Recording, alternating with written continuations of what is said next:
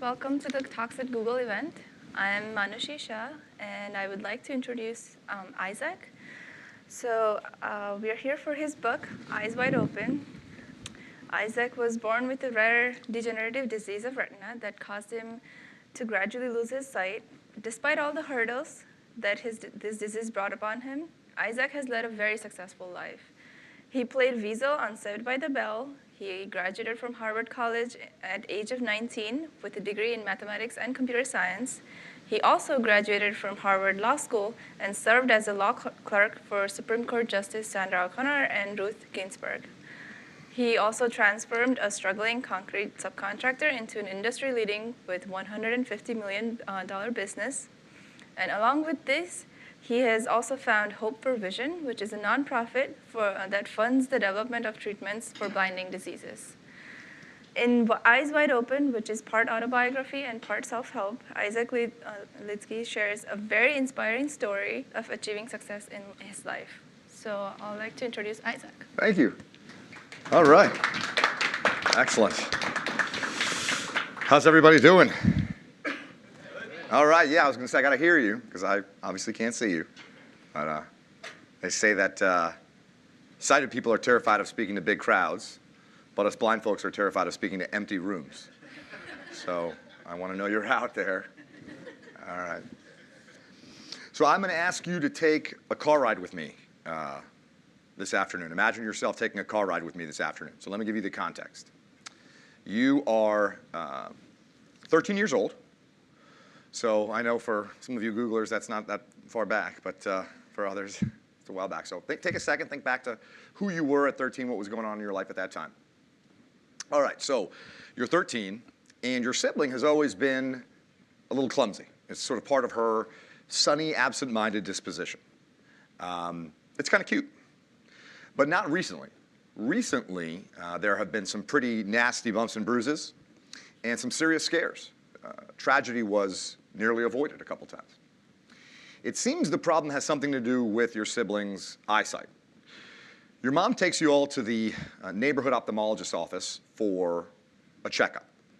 Now, there's nothing wrong with your eyes, right? Remember, you're 13 years old, so you're perfect. At least you think you do. You think you are.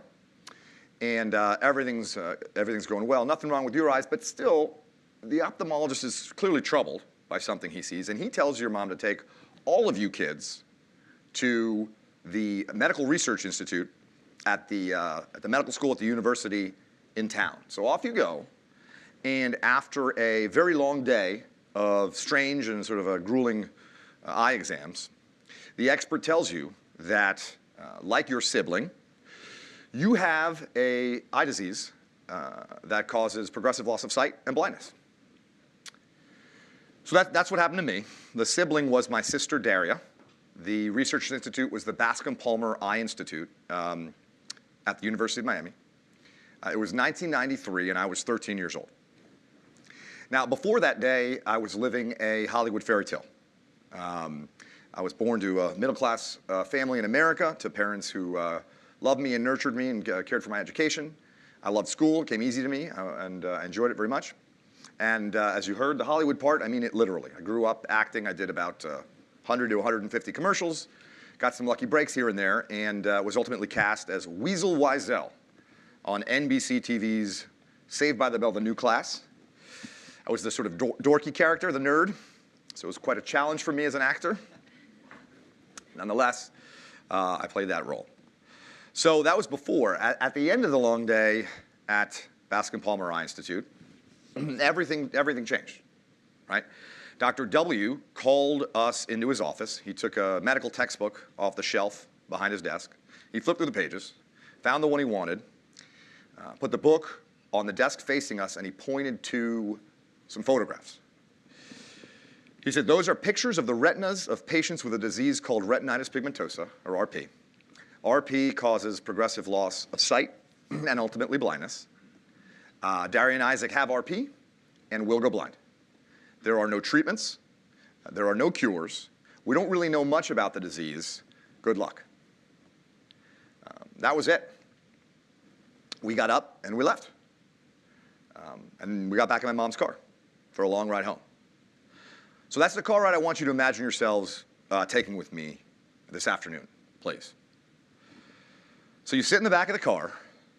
Your mom tries very hard not to cry, with little success.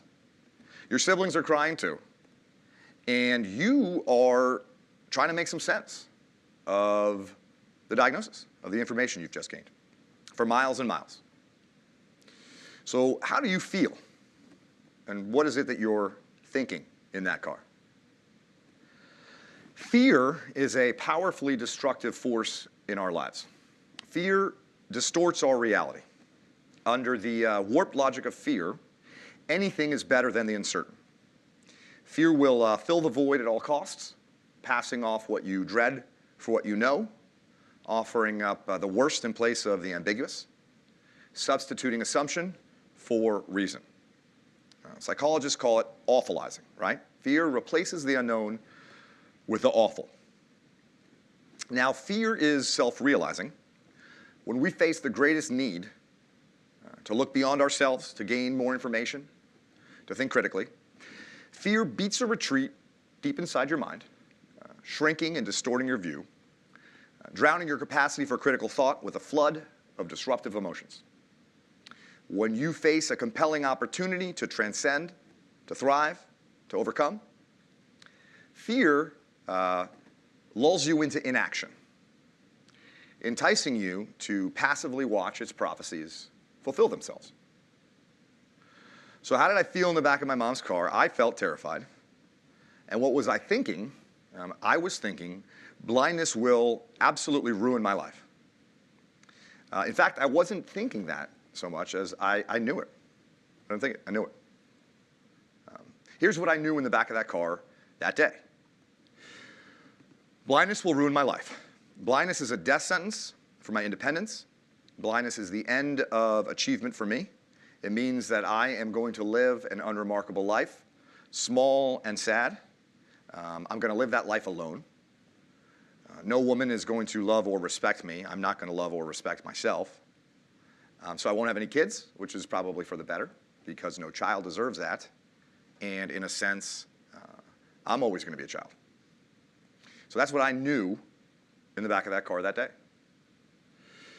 Now, fear's work doesn't end with the baseless reality it concocts in your mind. That's where fear's work really begins. To perpetuate this reality, fear must trick you into playing your part. Now, fear's accomplices in this con are heroes and villains. Fear conjures up a world in which heroes and villains do battle for your fate like gods of Greek mythology acting from Mount Olympus, right? Blame your villains. Fear will whisper in your ear. The fault lies with others. The problem is your circumstances. Worship your heroes. Fear will admonish you. They have the power to fix this. They can save you. Your heroes will make you happy. The drama is epic and endless. Heroes and villains doing battle for your fate.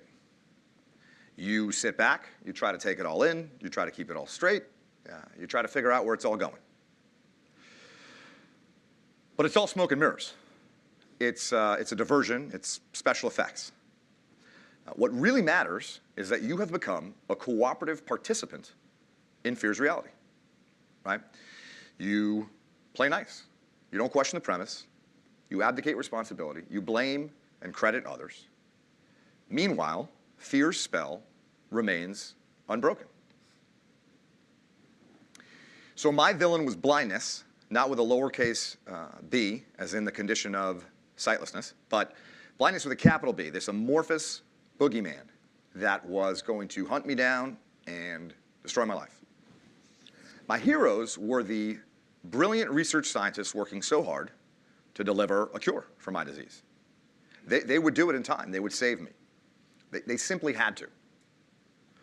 Living in the reality of my fears, my life became a race against the clock.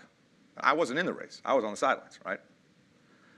Watching as blindness was out way in front and only widening the gap. Didn't look very good for me. Now, those were some really dark years of my life. Then I learned to see through my fear. eyes wide open. If you can believe it, it began with my mother-in-law, though she's an unlikely heroine in the story, though at the time she was the mother of my girlfriend, Dorothy. So Brenda's an occupational therapist. She was the director of occupational therapy at the Lucerne Spinal Injury Center. Her typical patient was a woman who was thrown by a horse, instantly became a quadriplegic. Brenda's patient meets with doctors and nurses, has some surgeries, mourns with friends and family. Then she meets Brenda. Brenda's job is the rest of the patient's life. So Brenda assesses the patient's capabilities, surveys the myriad tools and technologies that are available to supplement those capabilities. Right? She develops discrete solutions for concrete problems. Maybe she rigs up a homemade joystick to make a homemade attachment to make a joystick on a wheelchair more accessible. Or she introduces tools to help her patient feed herself, grooming and hygiene, getting in and out of bed, reading a book. Right? Take the problems one at a time. Figure out a solution. That's Brenda's perspective. So when Dorothy and I were dating, without us knowing anything about it, Brenda began to research some solutions for the partially sighted and the blind, and one thing led to another. And she found Chris. Chris was an expert in the field who worked in Boston, where Dorothy and I were living. I went to go meet with Chris, and it completely changed my life.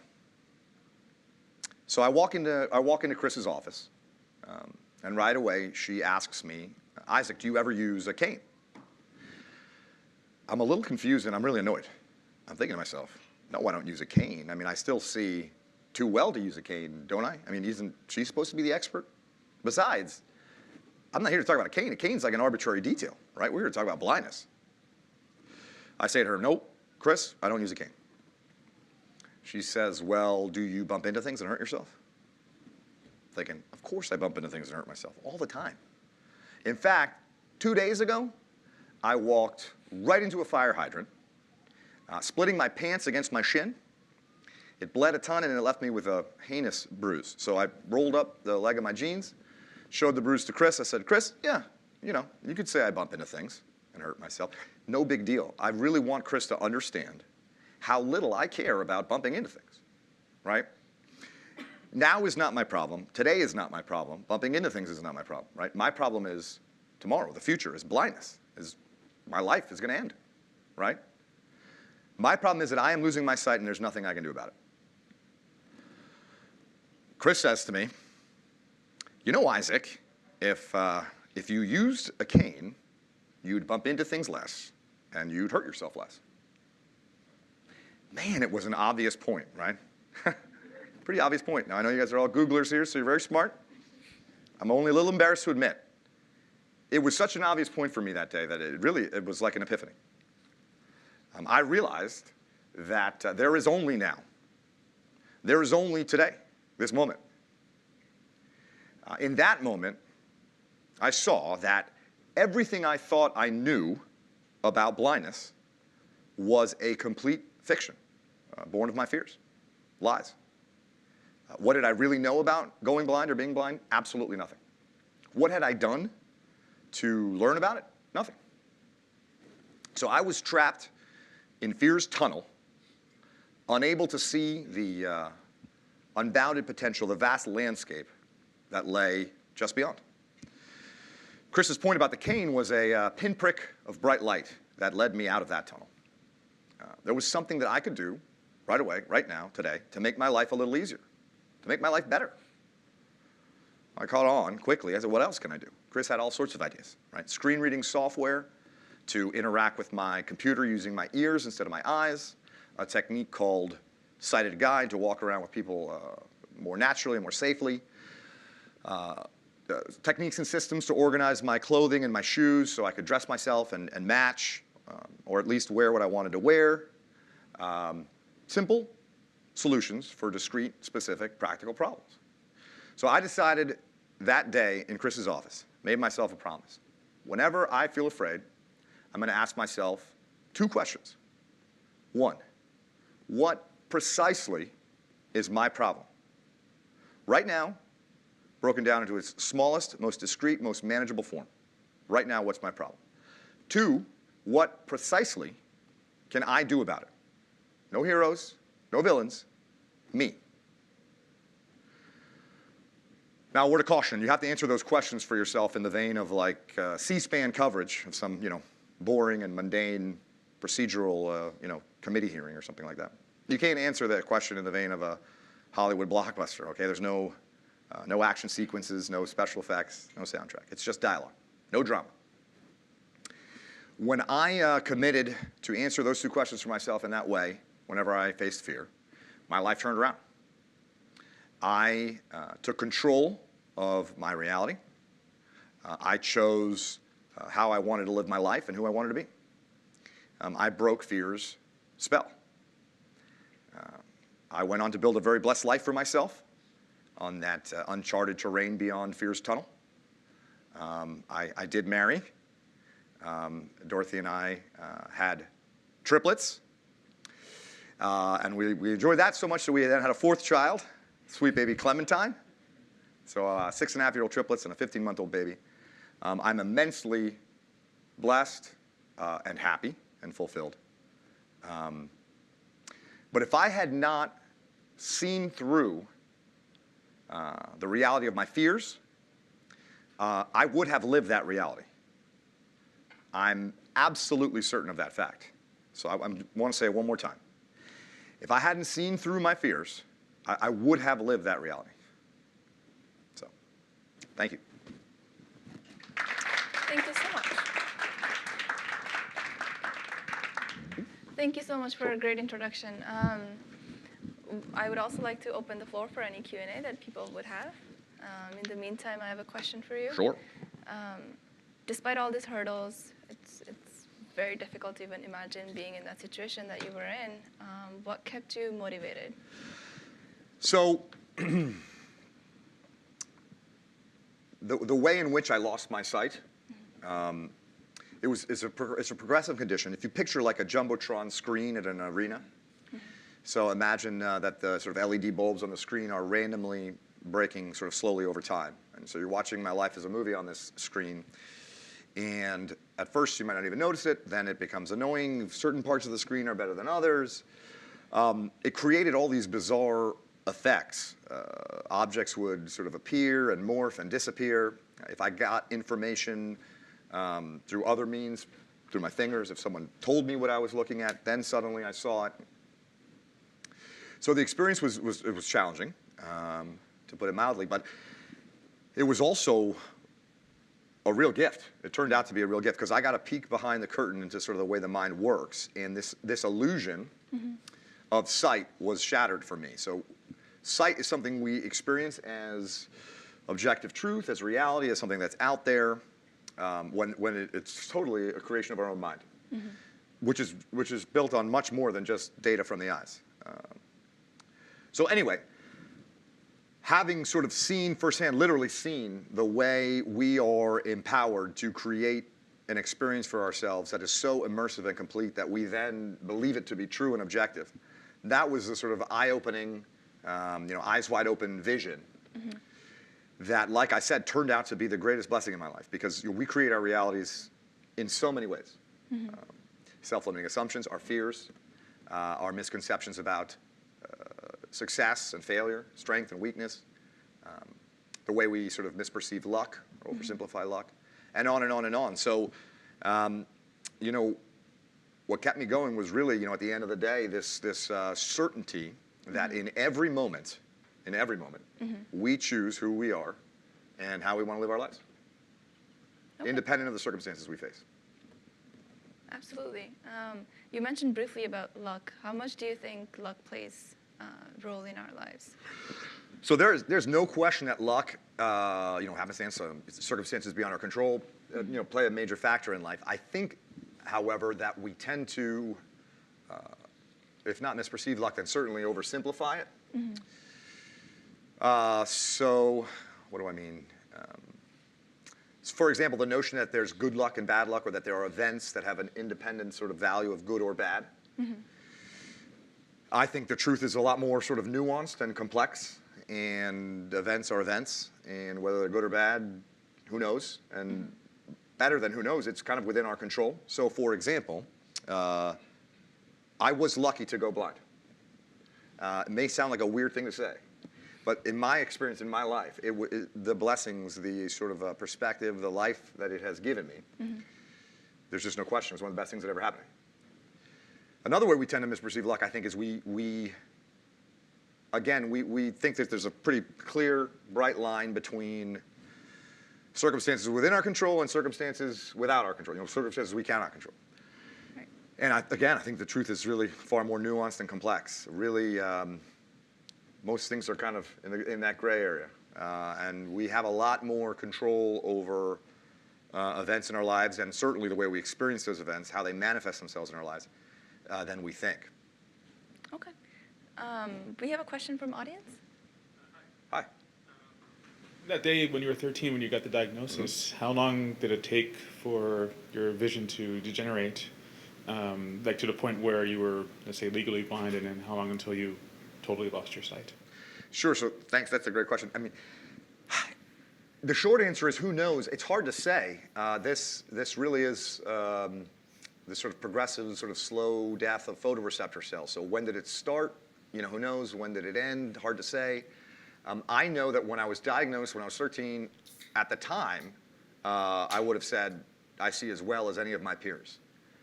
I'm not sure that's actually true. I literally don't know. There's some, little stories or anecdotes. Maybe I was already starting to lose a meaningful amount of cells, maybe not. But so 13 wouldn't have said I had any problems. In my mid to late teens, it started to become a real nuisance, kind of transitioning into a disability. And then, by my early to mid 20s, I was essentially living as a blind person. By the time I was like 25, I had really no useful sight to speak of. Thank you. Sure. We have another question from audience. Sure. It's been almost 30 years since you've been diagnosed. In that time, has there been any medical breakthroughs in this condition, or is it still kind of a blindness sentence? So first of all, it's been 24 years. Sorry. Definitely older than most of the people here, but it's not been 30 years. Okay. I'm sorry, what was the question? No. So yeah, there's been a lot of progress. It's really actually quite remarkable. Without boring you with all the details, I am convinced I will regain a substantial amount of sight, whether it's 3 years from now or 5 years or 10 years, who knows? And how much sight and how useful, who knows?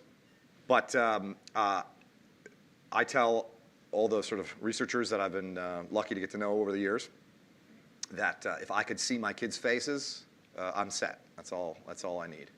And Dorothy has saved a lot of great pictures for me, so I look forward to going through all of those someday. Thank you. I have a question for you. So is there anything you wish you had known earlier in your life that would have helped or at least eased your struggles a bit? Yeah, it took some time to get, to Chris's office, and there were some dark years, as I mentioned, and, whether they call it denial or, whatever it was, it would have been nicer a little earlier on to maybe start focusing on the practical, immediate, solutions to my day by day, instead of really insisting that my challenge began and ended with the crusade for a cure. Makes sense. Do you have a question? Okay. I came to your talk today because I have to confess I didn't know who you were until 2 days ago. And I read an op-ed that you had written, I believe it's in the New York Times. And you recounted an anecdote in which you were making coffee in the kitchen in the office, right? And a woman came up to you and she said, she was going to sort of She took over. Yeah, she took over, right? And you said, I can make coffee myself, thank you very much. And she says, sure, I know you can, but you always put the grounds in the wrong bin. Paper recycling bin. So, and that anecdote sort of resonated with me because, there are, we all kind of, when we interact with people, perhaps there are a certain set of assumptions that we hold. And so I think in that anecdote, you sort of said, well, you know, your assumptions were, I guess, you had this sort of realization that an assumption you had made about why she was intervening was perhaps wrong. What would you say, like, what other kinds of insights has you, like, what would you say is, like, you know, if blindness is a gift, what other kinds of insights would you say it has given you? Well, so the insight into our awesome power. I mean, awesome is sort of in the more literal way than the conventional use of the term, but our power to shape our own realities. The insights that I gained into that are invaluable to me, and has had such a powerful, positive effect in my life.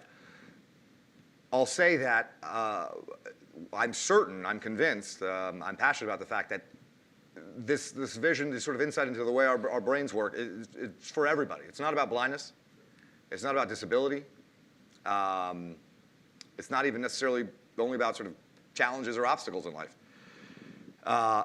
It's an opportunity to live with awareness and accountability and intention that has been so liberating for me and so empowering in my life. That's why I wrote the book. You know, I wrote the book really because I wanted to share this perspective with folks. Frankly, I wanted to put it down in words on paper for my children to read, maybe when they get a little bit older, more sensible, because they don't make any good decisions today. But I guess I hesitate to say sort of blindness per se is the source or the sort of the locus of the insight or the perspective, if that makes sense. Cool. Thanks. Thank you so much. Sure. What advice would you give to people who are either going through this or just in general for people? Like, there are lots of fears that everyone fears, right? It's not, Sure. It could be physical, it could be mental, it could be anything. If you were to tell them small steps they could take, you know, to get to the point where you have been at this point, what would it be? Sure. I mean, so if we're talking about fear specifically, you know, as I was saying, you know, focus on what precisely is the problem, break it down to small parts, focus on, you know, what you can do about it. Search your life for heroes and villains, because they're figments in your mind that can be very pernicious. Generally, I think that we would all do better to pay attention to the profound difference between what we know and what we think we know. Mm-hmm. We get ourselves into a lot of trouble with that with fear, but the fear stuff and overcoming fear is obviously it's a key theme in the book, and it's obviously what I chose to talk about today. But really, more generally, it's this idea that whatever circumstances we encounter, what we do with them, how we manifest them in our lives, what we make of them is entirely within our control. Mm-hmm. And for me, I need no more sort of proof of that mm-hmm. than the fact that, you know, always there are people who have done far more with far less mm-hmm. and been a lot happier doing it, right? So if that's true, it just can't be the circumstances. That's the problem. Right. Makes sense. Thank you so much for Sure. your account. It was wonderful having you here. Thanks for inviting me. Thank you so much for coming. I encourage everyone to read his book. It's very inspiring. It's truly, it's an autobiography, yet it's very inspiring. I think I found it very useful and amazing to read through it. Thank you. Thank you so much for coming. Thanks for having me. Thanks.